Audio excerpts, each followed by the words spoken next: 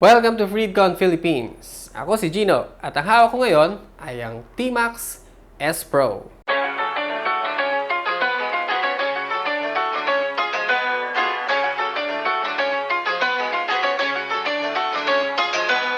Ito ang best-selling FreedConn intercom ngayon sa market. Pwede mo siyang i-connect sa iyong cellphone para makinig ng music, gumamit ng navigation app, makatanggap ng tawag habang ikaw ay nagda-drive. At pwede mo siyang i-connect sa ibang TMAX S-PRO unit para kayo ay makapag-usap habang nagra-ride. Pwede rin siyang i-connect sa ibang FreedConn intercom models o di kaya sa isang third-party brand intercom. Ngayon sa video ito ay ituturo ko sa inyo ang lahat ng kailangan ninyong malaman para masulit ninyo at mas ma-enjoy ninyo ang inyong FreedConn experience.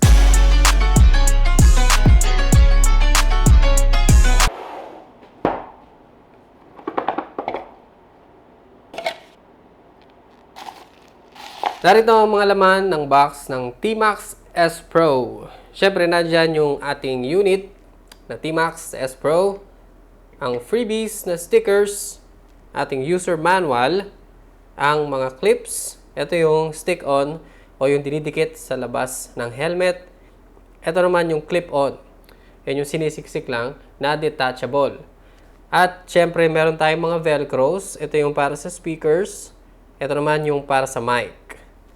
Ito yung ating headset, kung saan nandun yung ating speakers at yung ating standard mic. Ito yung gooseneck mic para sa mga modular at half-face helmet. Tatanggalin nyo lang yung nakakabit na standard mic at ipapalit yung gooseneck mic. At syempre yung ating charging cable. Suriin natin ang mga buttons at mga ports ng TMAX S-PRO. Nandyan syempre yung ating power button, yung ating jog wheel, na nagsisilbi ring multifunction button. At sa mga ports, nandyan syempre yung port para sa headset at para sa charging cable. Madali lamang i-install ang TMAX S-PRO sa inyong mga helmet. I-check mo muna kung ang iyong helmet ay intercom ready. Tignan sa ilalim ng cheek lining kung merong slot para sa speakers. Pero kahit ang helmet mo ay hindi intercom ready, ay walang problema dahil ang TMAX S-PRO ay may kasamang velcro tapes. At ito ngayon ang ididikit mo doon sa likod ng cheek lining kung saan may kakabit yung ating speakers. Pagkatapos ilagay ng ating velcros ay pwede na ikabit ang mga speakers. Tandaan lang na ang speaker na may maikling wire ay ang sa left side at ang speaker na may mas mahabang wire ay ang sa right side. Kapag ang helmet ninyo ay full face, ay gamitin lang ang nakakabit ng regular mic. Pero kung ang helmet ninyo ay half face o kaya modular, ang gamitin ay ang provided na gooseneck mic. Tatanggalin nyo lang ang nakakabit na regular mic, paghihiwalay ng connector, at saka ikakabit ang ating gooseneck mic. Para sa proper connection at para hindi magkaproblema ang inyong mic, siguraduhin na kapag kinabit ang gooseneck mic ay magkatapat ang dalawang arrows. Ang gooseneck mic ay meron ng kasamang double adhesive. Tatanggalin mo lang yung cover nito at ito ngayon ang ididikit mo sa ilalim ng cheek lining. Pagkatapos install ang headset at ang mic, ay huwag mo munang ibabalik ang iyong left cheek lining. Unahin mo nang install ang bracket of your choice. Meron tayong clip-on bracket at meron tayong stick-on. Itong stick-on ay gagamitan mo ng double adhesive at ikakabit dito sa left side ng iyong helmet shell. Ang gagamitin natin ngayon ay ang ating clip-on bracket. Luwagan muna ang screws gamit yung ating provided na Allen wrench. At saka ito isiksik sa pagitan ng helmet shell at ng ating EPS foam. At gamitin ang provided na Allen wrench para higpitan ulit ang screws. Saka na natin ikakabit ang ating TMAX S-PRO. Once nakabit na natin ang ating bracket at ang unit, saka natin idudugtong ang ating headset doon sa port. At ngayon ay pwede na natin ibalik yung ating cheek lining. And now, ready to use na ang ating TMAX S-PRO. Para magamit mo ang iyong TMAX S-PRO sa pakikinig ng music, paggamit ng navigation app, o pagtanggap at pagsagot ng tawag habang nagdadrive, ay kailangan mo itong i-connect sa iyong cellphone via Bluetooth. Una, ay turn on muna natin at iset sa pairing mode ang ating TMAX S-PRO. Para gawin yon, press and hold ang power button hanggang sa marinig ang prompt. Welcome to use FreedConn product. 20% battery. Pairing. At kapag narinig mo na ang prompt, ay kasabay nitong iilaw ang red and blue blinking light. Ibig sabihin nun ay nasa pairing mode na ang iyong TMAX S-PRO. Sa iyong cellphone, i-turn on lamang ang Bluetooth. Pindutin lang ang TMAX and pair. Connected. At kapag kompleto na ang connection between TMAX S-PRO at ang iyong cellphone, ay ready to use na ang iyong unit. Ang TMAX S-PRO ay pwedeng i-connect sa dalawang cellphone ng sabay. Siguraduhin mo lang na ang parehong cellphones ay meron ng connection history sa iyong TMAX S-PRO. Once connected na sa unang cellphone, i-turn off mo lang ang Bluetooth nito. Disconnected. At sa pangalawang cellphone, i-turn on ang Bluetooth. Connected. Once paired na sa second cellphone, bumalik ka sa first cellphone at i-turn on ulit ang Bluetooth nito at automatic na magko-connect ang TMAX S-PRO. Connected. Once successful na ang connection sa dalawang cellphones nang magkasabay, habang ikaw ay nagdadrive, ay kapag may tumawag sa kahit alin sa dalawa, ay masasagot mo ito gamit ang iyong TMAX S-PRO. Para makinig ng music sa iyong TMAX S-PRO, once connected na ito sa iyong cellphone, i-open lang ang iyong favorite music app, mamili ng kantang gusto mo, and hit play. At para sa controls, kung gusto mong skip sa next song, ay twist lang ng mabilis, clockwise, ang jog wheel. At kung gusto mo namang ibalik sa previous song, ay twist lang ng mabilis, counterclockwise, ang jog wheel. Para naman sa volume, i-twist and hold clockwise kung gusto mong lakasan. Twist and hold counterclockwise kung gusto mong hinaan. Was it good for you?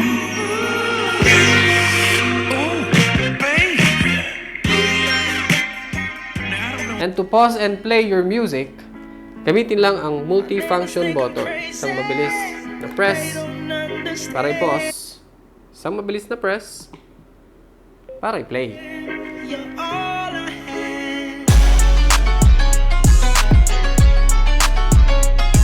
Isa sa benefit at best feature ng pagkakaroon ng TMAX S-PRO ay pwede kang sumagot ng tawag habang ikaw ay nagda-drive. Habang naka-standby ang iyong TMAX S-PRO o kahit ikaw ay nakikinig ng music, once may tumawag sa cellphone mo, ay pwede mo itong sagutin gamit ang multi-function button. Isang short press lang para sagutin ang tawag o press and hold ng 2 seconds para naman i-reject. Rejected. At kapag tapos na ang conversation ninyo ng tumawag sa iyo, para i-end ang call ay isang short press lang sa multi-function button.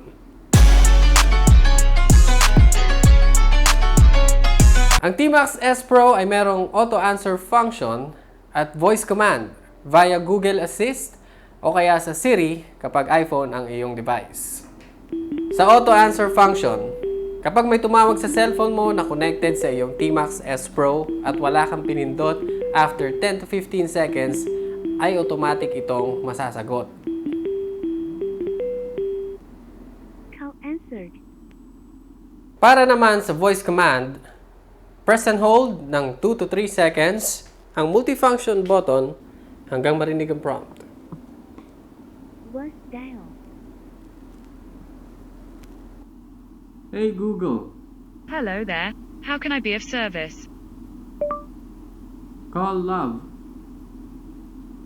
Calling Love, mobile.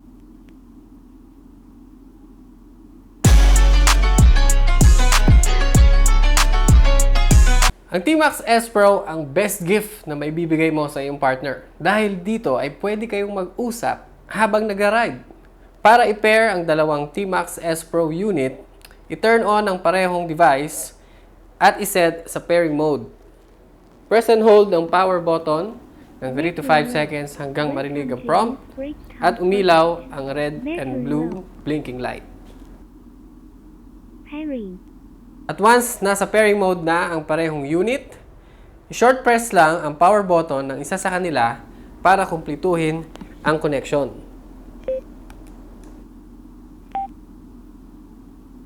Intercom connected. And once successfully paired na ang dalawang unit, ay mas may enjoy nyo na ng iyong OBR ang inyong ride gamit ang TMAX S-PRO. Kahit paired na ang dalawang TMAX S-PRO unit ng driver at ng kanyang OBR, ay pwede pa rin itong i-connect sa cellphone. Siguraduhin lang na ang cellphone ay meron ng pairing history sa unit ng driver. Habang connected ang dalawang units, ay turn on lang ang Bluetooth ng cellphone at hanapin sa paired devices ang kanyang TMAX. Connected. And once successfully connected, ay kahit nagda-drive at nag-uusap kayo ng iyong OBR, ay makakasagot ka pa rin ng tawag na papasok sa cellphone mo. At kapag mayroong pumasok na tawag at sinagot mo ito, ay automatic na madidisconnect ang TMAX S-PRO ninyong dalawa ng iyong OBR. Call answered. And after ng conversation ninyo ng kabit mo, ay automatic namang may establish ulit ang inyong connection. Call terminated. Intercom connected. Pero kung sakaling mag-away kayo ng OBR mo during ride, ay walang problema. Dahil po pwede nyo pa rin ma-enjoy ang inyong TMAX S-PRO kahit hindi kayo nag-uusap gamit ang music sharing function. Para i-turn on ang music sharing function, i-pair muna ang dalawang TMAX S-PRO. And once successfully connected, i-disconnect ito sa pamamagitan ng isang short press sa power button ng kahit alin sa dalawa. Intercom disconnected. And once disconnected na ang dalawa, pwede mo nang i-connect ang isa sa kanyang cellphone. Siguraduhin lang na ang cellphone ay meron ng pairing history doon sa TMAX S-PRO unit na gagamitin. I-turn on ang Bluetooth ng cellphone, hanapin sa paired devices ang TMAX, and connect. And once successfully connected, ay i-open ang paboritong music playing app, mag-play ng music, at i-double press ang power button ng TMAX S-PRO unit na connected sa cellphone. Pag narinig mo na ang prompt, ay active na ang music sharing function. Maririnig na ng OBR mo ang kahit anong music na i-play mo sa cellphone na connected sa iyong TMAX S-PRO. At kung sakali na gusto ninyong mag-usap habang active ang music sharing function, ay short press lang ang power button ng kahit kaninong TMAX S-PRO unit. Intercom connected. Turn off share. At kapag tapos na kayong mag-usap ng backride mo at nag-away kayo ulit, short press lang ulit ang power button ng kahit kaninong TMAX S-PRO unit. Intercom disconnected. At para i-reactivate ang music sharing function, ay i-double press ang power button ng TMAX S-PRO na connected sa cellphone. At kapag tumawag sa cellphone ni rider ang kabit niya, habang active ang music sharing function, ay automatic itong matu-turn off. Pwedeng sagutin ni rider ang tawag at sabihin sa kabit niya na mamaya na lang sila mag-usap, at pagkatapos ng kanilang conversation, ay automatic na magtu-turn on ang music sharing feature.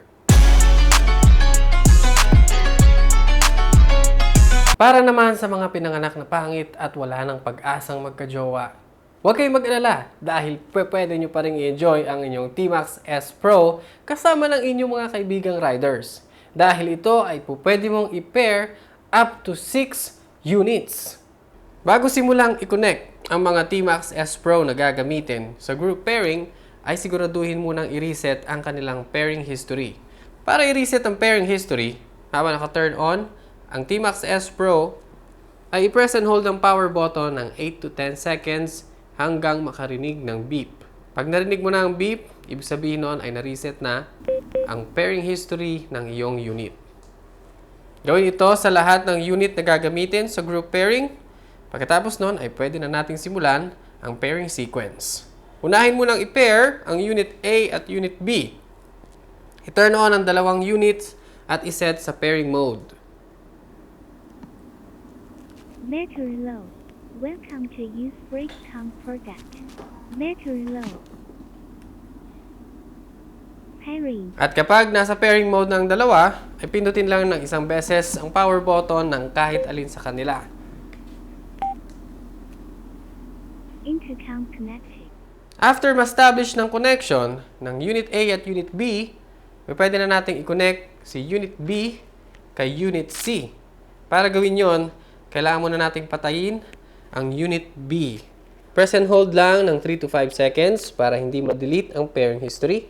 At i-turn on siya ulit at iset sa pairing mode. Turn on din ang Unit C at iset sa pairing mode. At once nasa pairing mode na ang Unit B at Unit C, ay pwede mo na silang i-connect. Short press lang ang power button ng kahit alin sa dalawa.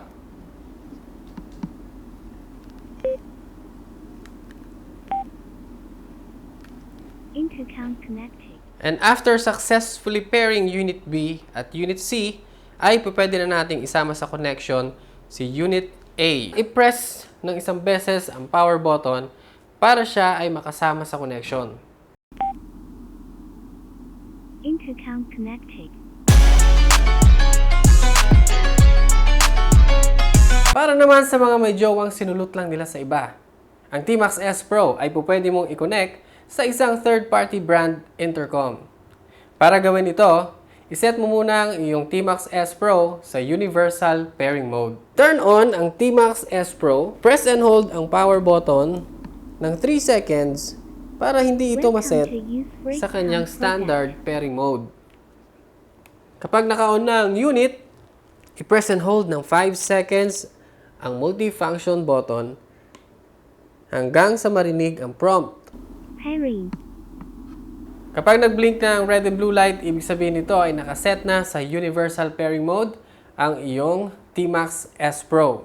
Make sure lang na ang iyong third-party brand intercom ay available din to connect sa ibang brand. And once nakaset na ito, pwede mo nang pindutin ng isang beses ang power button ng iyong TMAX S-PRO. Paired successfully. Intercom connected.